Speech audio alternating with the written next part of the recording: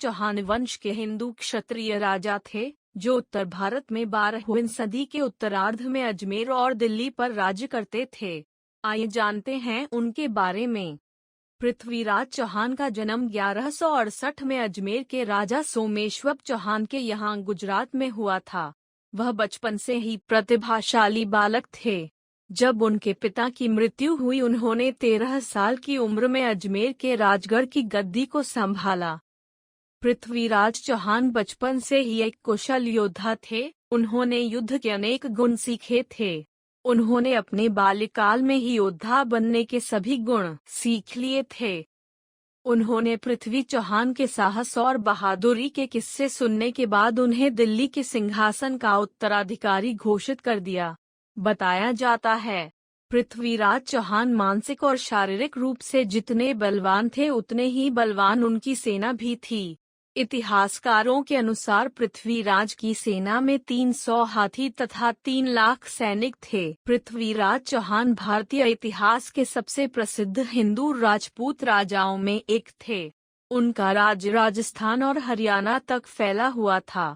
वे बहुत ही साहसी, युद्ध कला में निपुण और अच्छे दिल के राजा थे। साथ ही बचपन से ही तीर कमान और तलवारबाजी के शौकीन थे। पृथ्वीराज चौहान को कन्नौज के राजा जयचंद की पुत्री संयोगिता पसंद आ गई। राजकुमारी संयोगिता से प्रेम होने पर पृथ्वीराज चौहान ने स्वयंवर से ही उठा लिया, गंधर्व विवाह किया और यही कहानी अपने आप में एक मिसाल बन गई। आपको बता दें, प्रथम युद्ध में सन 1191 में मुस्लिम शासक सुल्तान मोहम्मद शहाबुद्दीन गौरी ने बार बार युद्ध करके पृथ्वीराज चौहान को हराना चाहा, पर ऐसा न हो पाया।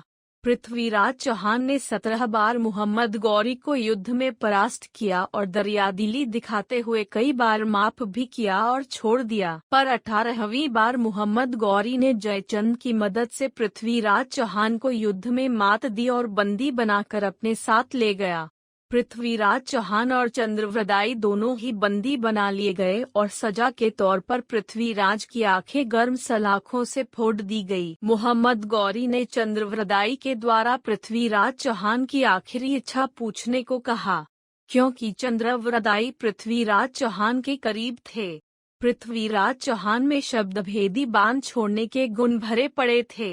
ये जानकारी मोहम्मद गौरी तक पहुंचाई गई, जिसके बाद उन्होंने कला प्रदर्शन के लिए मंजूरी भी दे दी। जहां पर पृथ्वीराज चौहान अपनी कला का प्रदर्शन करने वाले थे, वहीं पर मोहम्मद गौरी भी मौजूद थे। गौरी को मारने की योजना चंद्रवृदाई के साथ मिलकर पृथ्वीराज चौहान ने पहली ही बना ली थी। जैसे ही महफिल शुरू होने वाली थी, चंद्रवृदाई ने काव्यात्मक भाषा में एक पंक्ति कही, 4 बांस 24 गज, अंगुलष्ट प्रमाण, ता ऊपर सुल्तान है मत चूके चौहान। ये दोहा चंद्रवृदाई ने पृथ्वीराज चौहान को संकेत देने के लिए कहा था। जैसे ही इस दोहे को सुनकर मोहम्मद गौरी ने शाबाश बोला, वैसे ही अपनी दोनों आंखों से अंधे हो चुके पृथ्वीराज चौहान ने गौरी को अपने शब्दभेदी बाण के द्वारा मार डाला।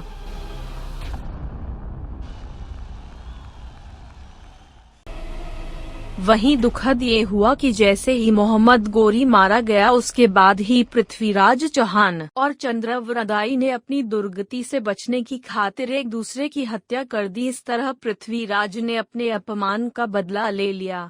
वहीं जब पृथ्वीराज के मरने की खबर संयोगिता ने सुनी, तो उसने भी अपने प्राण ले लिए। अपने इस लेख द्वारा हमने पृथ्वीराज चौहान के जीवन के कुछ महत्वपूर्ण अंशों को आप तक पहुंचाने की कोशिश की है।